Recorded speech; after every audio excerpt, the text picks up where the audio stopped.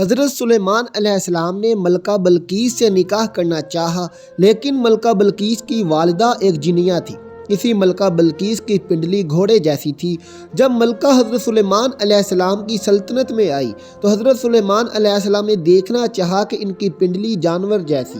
بسم اللہ الرحمن الرحیم۔ ابن عباس سے روایت ہے کہ آپ فرماتے ہیں، حضرت سلیمان علیہ السلام جب تخت پر بیٹھتے تھے تو آپ علیہ السلام کے پاس کی کرسیوں پر انسان بیٹھتے اور اس کے پاس والی کرسیوں پر جن بیٹھتے تھے، جن کے بعد شیاطین بیٹھتے۔ پھر ہوا اس تخت کو لے کر اڑتی اور معلق تھما دیتی۔ پھر پرندے آ کر اپنے پروں سے سایہ کر لیتے۔ پھر آپ ہوا کو حکم دیتے اور وہ پرواز کر کے صبح کا سفر مہینے بھر میں طے کرتی۔ اسی طرح شام کو مہینے بھر کی دوری طے ہوتی۔ ایک مرتبہ اسی طرح آپ جا رہے تھے تو ہدہد کو غائب پایا۔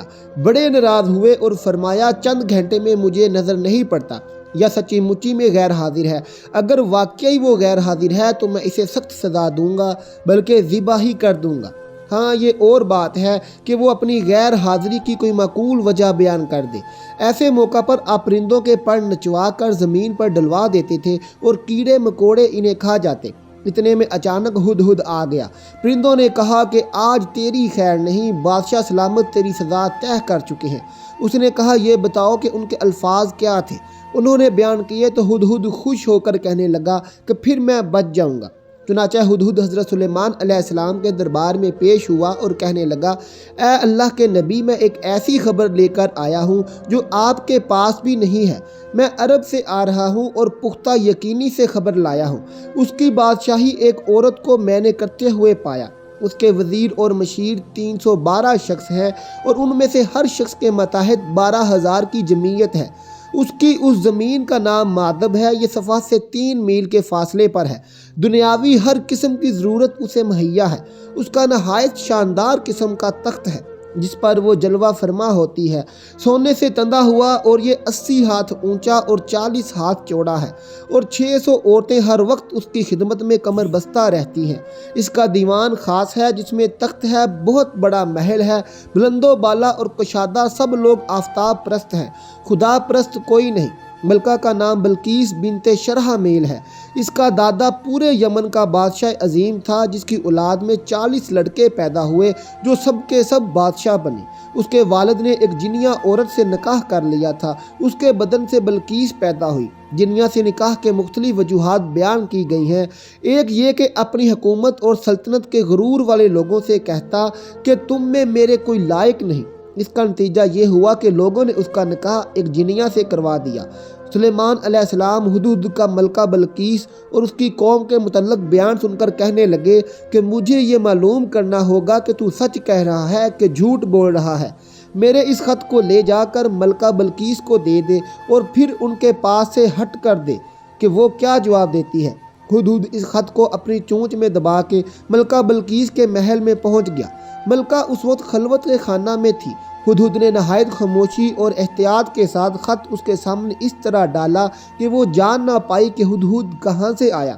ملکہ اپنی گود میں پڑے خط کو دیکھ کر محتاط ہو گئی اور خوف زدہ بھی، لیکن اتنا اندازہ ضرور ہو گیا کہ یہ کوئی عام خط نہیں ہے، معزز مکرم ہے، اس پر مہر بھی لگی ہوئی ہے۔ اس خط میں خط لکھنے کی تمام اصول بڑھتے گئے۔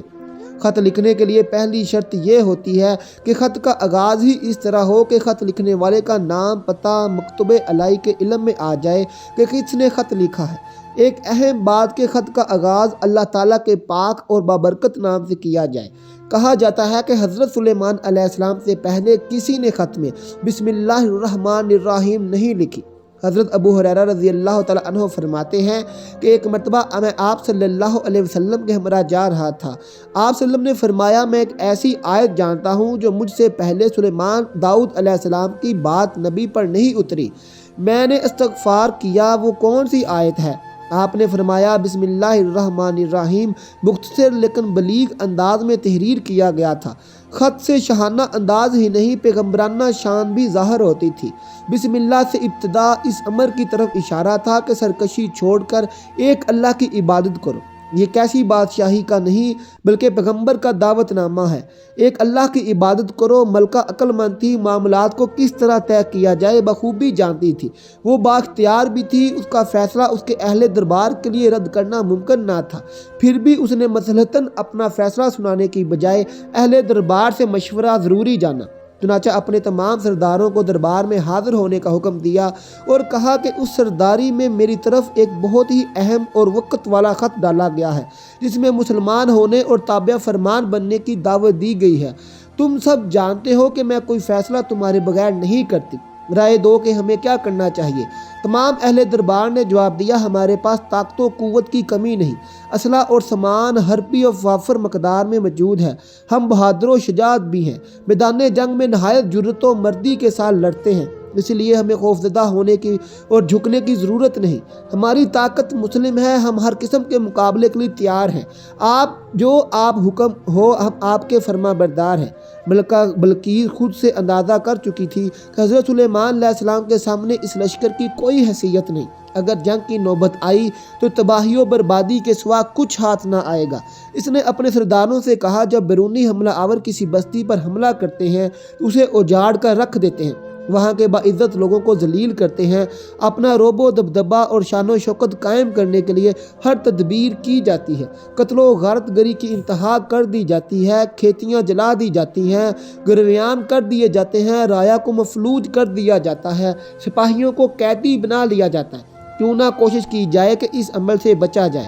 اس کا طریقہ یوں نکلا کہ فیصلہ کیا گیا کہ حضرت سلیمان کی خدمت میں دیے اور تحائف بھیجے جائیں۔ اس پر ملکہ کا مقصود یہ تھا کہ اس طرح حضرت سلیمان کی آزمائش بھی ہو جائے گی، اگر وہ تحائف لے کر راضی ہو گئے تو اس امر کی علامت ہوگی کہ وہ ایک بادشاہ ہے اور ان سے مقابلہ کرنے کے لیے دنیاوی وسائل کام دے سکیں گے، اور اگر وہ واقعی نبی ہیں تو ان کے تحائف ان کے نزدیک کوئی اہمیت نہ ہوگی۔ ان کا ہدیہ قبول نہ کرنا اس امر کی طرف اشارہ ہوگا کہ ہمیں بھی اطاعت کیے بغیر چارہ نہیں۔ ملکہ تحائف تیار کروائے۔ ان تحائف کی تفسیر مختلف مقامات پر مختلف درج کیے گئے ہیں۔ اسرائیلی روایات کے مطابق سونے کی اینٹیں، جواہرات، قیمتی برتن تھے۔ بعض روایات میں ہے کہ 100 غلام اور 100 کنیزیں بھی تھیں۔ کنیزیں مردانہ اور غلام زنانہ لباس میں ملبوس تھے۔ مطلوب اسے یہ تھا کہ اگر حضرت سلیمان علیہ السلام کی آزمائش کی جائے، اگر وہ پہچان لیتے ہیں تو نبی ہیں، ورنہ محض ایک بادشاہ۔ جب یہ تحائف ملکہ بلقیس کے قاصد لے کر آپ علیہ السلام کی خدمت میں پہنچے تو آپ علیہ السلام نے تمام مہمانوں کو وضو کر کے تازہ دم ہونے کے لیے کہا۔ لڑکیوں نے برتن سے پانی بہا کر ہاتھ دھوئے، جبکہ لڑکوں نے برتن میں ہاتھ ڈال کر پانی لیا۔ یوں آپ پہچان گئے کہ اول ذکر لڑکیاں اور ثانی ذکر لڑکے ہیں۔ ایک روایت میں یہ بھی ہے کہ ایک گروہ نے کوہنیوں سے ہاتھ دھونا شروع کیا اور انگلیوں تک آیا، جبکہ دوسرے گروہ نے انگلیوں سے شروع ہو کر کوہنیوں تک ہاتھ دھوئے۔ بہرحال حضرت سلیمان علیہ السلام نے دونوں کو الگ الگ پہچان لیا۔ اسرائیلی روایت کے مطابق ملکہ بلقیس نے اپنی حتمی چند آزمائشی سوالات بھی کیے، جن میں سے ایک یہ بھی تھا کہ ملکہ نے ایک برتن بھی بھیجا ہے جس کے لیے فرمائی تھی کہ اسے ایسے پانی سے بھرا جائے جو زمین کا ہو نہ آسمان کا۔ حضرت سلیمان علیہ السلام نے اس کی فرمائش یوں پوری کی کہ اور ان کے پسینے کے قطرے اور اس برتن میں جمع کروا دیے، بلکہ ملکہ بلقیس نے حضرت سلیمان علیہ السلام کے لیے کچھ اور بھی آزمائش تیار کی تھی۔ اپنے غلاموں سے کہا تھا کہ یہ ایک موتی جس میں سوراخ نہیں ہے ان کی خدمت میں پیش کرنا کہ اس میں جن اور انسانوں کی مدد کیے بغیر دھاگا ڈال دیں۔ دوسرے موتی میں سوراخ ٹیڑھا ہے، اس میں بھی دھاگا ڈالنا ناممکن ہے، انہیں کہنا اس میں بھی دھاگا ڈال کر دکھائیں۔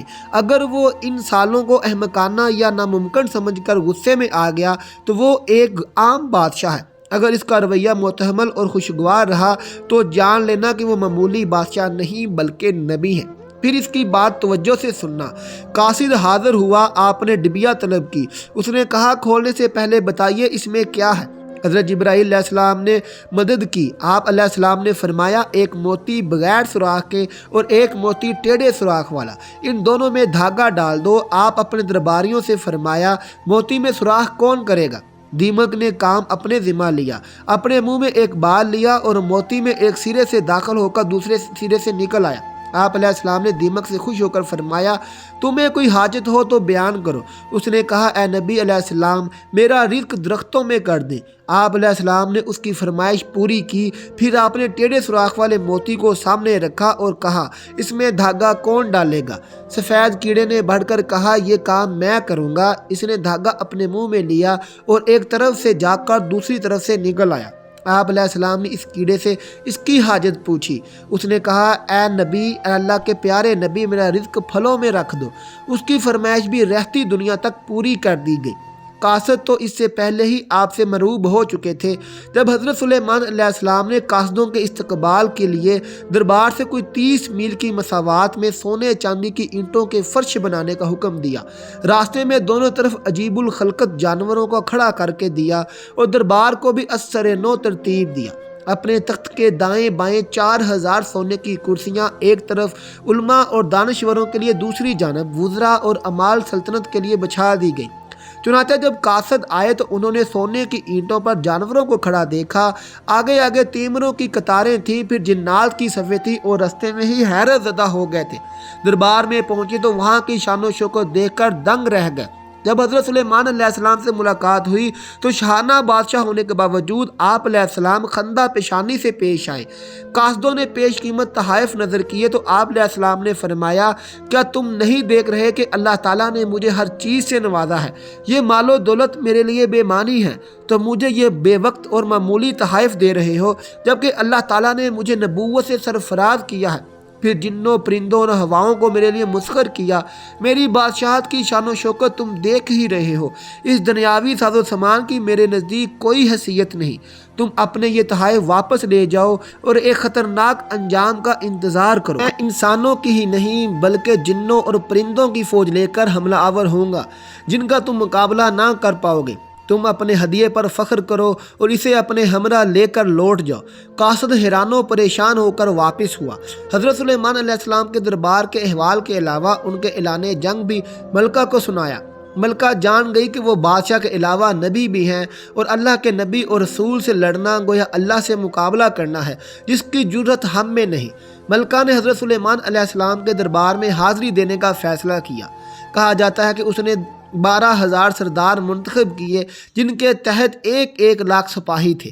حضرت سلیمان علیہ السلام نے دور سے کوئی باہر اٹھتا ہوا دیکھا تو جان گئے کہ ملکہ بلقیس اپنے سپاہیوں کے ساتھ آ رہی ہے اور متی ہو کر آ رہی ہے۔ اس وقت وہ محل سے 3 میل کے فاصلے پر تھی۔ حضرت سلیمان علیہ السلام نے سوچا کہ وہ میرے دربار کی شان و شوکت کے ساتھ ساتھ پیغمبرانہ معجزہ بھی دیکھ لیں۔ اس لیے آپ نے اپنی اس مجلس میں کہا جہاں آپ صبح سے دوپہر تک مقدمات کا فیصلہ کیا کرتے تھے اور جہاں جنوں ان سب ہی شریک ہوا کرتے تھے، فرمایا کہ کیا ملکہ بلقیس کا تخت جس کی پیش قیمت اور نادر ہونے کی بہت شہرت ہے، ملکہ کے میرے دربار میں پہنچنے سے پہلے کوئی یہاں لا سکتا ہے؟ کیونکہ جب وہ یہاں آ جائے گی تو ایمان لے آئے گی، پھر اس کا مال ہم پر حرام ہو جائے گا۔ بہرحال ایک طاقتور اور سرکش جن جو ایک بڑے پہاڑ جتنی جسامت رکھتا تھا وہ بول پڑا کہ اگر آپ مجھے اجازت دیں تو میں آپ کا دربار برخاست کرنے سے پہلے اس تخت کو اٹھا کر یہاں لا سکتا ہوں۔ پھر آپ جانتے ہیں کہ میں بہت ہی امانت دار ہوں اور ذخیرہ جواہرات سے مزین تخت سے کوئی چیز چراؤں گا نہیں۔ ظاہر ہے کہ جن انسانوں کے مقابلے میں غیر معمولی قوتیں رکھتا ہے۔ کسی انسان کے لیے ممکن نہیں کہ وہ بیت المقدس سے مغربی یمن جائے اور 1500 میل کا فاصلہ 2-4 گھنٹوں میں طے کر کے تخت یہاں پہنچائے، اور تخت بھی کوئی عام معمولی نہیں، نہایت وسیع و عریض اور وزنی، جسے اٹھانا فرد واحد کے بس کی بات نہیں۔ اور پھر تخت بھی وہ جو ملکہ نے سب سے زیادہ حفاظت کے ساتھ شاہی محلات کے وسط میں ایک محفوظ محل میں مقصل کیا رکھا ہے جہاں خود اس کے لوگوں کی رسائی ممکن نہ تھی۔ مجلس شورا میں بیٹھا ایک شخص بول اٹھا، یہ وہ شخص تھا جسے کتاب کا علم عطا کیا گیا کہ آپ کی پلک جھپکنے سے بیشتر میں چاہتا ہوں کہ آپ کی خدمت میں حاضری کر سکتا ہوں۔ یہاں چند سوالات ذہن میں پیدا ہوتے ہیں کہ یہ کون شخص تھا، کتاب کون سی تھی، علم کیا تھا۔ بعض افراد کا خیال ہے کہ یہ خود حضرت سلیمان علیہ السلام تھے کہ اللہ تعالیٰ نے انہیں علم سے نوازا تھا اور وہ معجزہ دکھا سکتے تھے۔ بعض مقامات پر اسے حضرت سلیمان علیہ السلام کا مقرر मुकर्रब सहाबी बताया गया है। इसका नाम आसिफ बिन बाकिया दर्ज है, जो हज़रत सुलेमान अलैहिस्सलाम के वज़ीर थे और नस्ल इंसानी से तल्लुक़ रखते थे। इब्न अब्बास के मुताबिक आप हज़रत सुलेमान अलैहिस्सलाम के कातिब थे, आपके खालाजाद थे, वली अल्लाह थे और इसमें आज़म जानते थे। किताब के इल्म से मुराद गालबन इसमें आज़म का इल्म है, यानी तौरात, और बाद के नज़दीक इस इल्म से मुराद दरबारी रजिस्टर और सरकारी दफ्तर मुराद यानी आसिफ बरखिया को हदाया के दफ्तर की अमीन होने की वजह से ये इल्म हासिल था। वो तख्ते महल किसी हिस्से में महफूज हैं। ये बात अलबत्ता हो सकती है कि अल्लाह ने इन्हें करामत बख्शी थी कि जिसके सबब उन्होंने जिनके मुख्तसर मोहलत को भी तवील जाना और कहा कि मैं पलक झपकने से पहले तख्त हासिल कर सकता हूँ। चुनांचे लम्हा बारी हज़रत सुलेमान अलैहिस्सलाम ने तख्त अपने सामने मौजूद पाया। तमाम अहले दरबार हैरत ज़दा रह गए। कहा जाता है कि जिसकी कुर्सी पर पाँव रखकर हज़रत सुलेमान अलैहिस्सलाम तख्ते शाही पर चढ़े थे, उसके नीचे से बल्कीस का तख्त निकल आया तो आपने फरमाया, ये मेरे रब का फजल है जो मुझे आजमाना चाहता है कि मैं शुक्रगुजारी करता हूँ या बेपरवाह रहता हूँ। लम्हा भर में तख्त की यहाँ मौजूदगी में मेरा ये आसिफ बरखिया का कोई कमाल नहीं, ये सब उसी की अता है।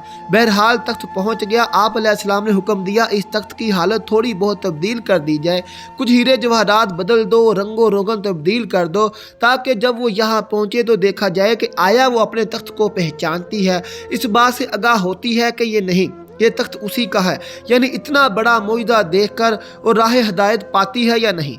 मलका बल्कीस दरबार सुलेमान में हाजिर हुई। वो अपनी तरफ से बड़ी शान शौकत और फ़ख्र नाज के साथ ऊँटों के काफिलों के साथ, जिस पर अहदो अंबर खुशबू लदी थी, बहुत सोना हीरे जवाहरात लेकर यरूशलेम आई थी। जब वो पहुंची तो यकीनन यमन उसके लिए हैरान कुन था। उसके सामने मौजूद तख्त थोड़ी बहुत तब्दीलियों के साथ उसका अपना था।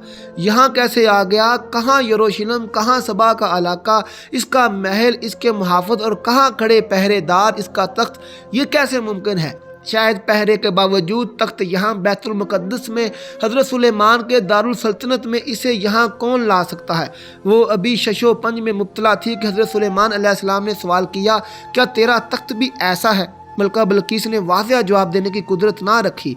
मबहम अंदाज में बोली, गोया ये वही दाऊद थे, यानी अनकार किया ना इकरार, मताज जवाब दे दिया और यूं गोया हुई कि हम तो इस करामत से पहले ही आपकी नबूवत के कायल हो चुके थे और वो जो मुश्किल सवालात के जवाबात के लिए हसूल आई थी वो बात उसे अता की गई। एक सवाल ये भी था कि अल्लाह का रंग कैसा है।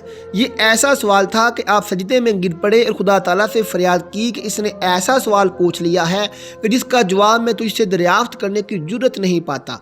अल्लाह ताला ने फरमाया कि बेफिक्र हो जाओ, तुम्हारा मसला हल हो चुका है। आप अलैहिस्सलाम सजदे से उठे तो आप अलैहिस्सलाम ने पूछा कि तुमने क्या सवाल किया था? सभी सवाल फरमाउश हो चुके थे। अब हज़रत सुलेमान अलैहिस्सलाम ने सोचा कि नबूवत के मौजज़े तो वो देख चुकी है, अब इसे ज़ाहरी सल्तनत और जाहो जलाल भी दिखाया जाए। मलका बल्कीस की आमद की खबर सुनकर आप जिन्नों को एक ऐसे महल की तमीर का हुक्म दे चुके थे जो सिर्फ़ और सिर्फ कांच का था और इसके नीचे पानी से लबालब हौज़ थे। शीशा बहुत ही साफ शफाफ था।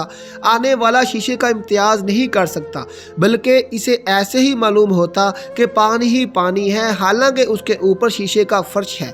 बाज़ लोगों का बयान है कि सुन्नत से गर्ज आप अलैहिस्सलाम की ये थी कि आप उससे निकाह करना चाहते थे, लेकिन ये सुना था कि उसकी पिंडलियाँ बहुत ख़राब हैं, इसके टखने चौपायों के घोड़ों जैसे हैं। इसकी तहकीक के लिए आपने ऐसा किया था।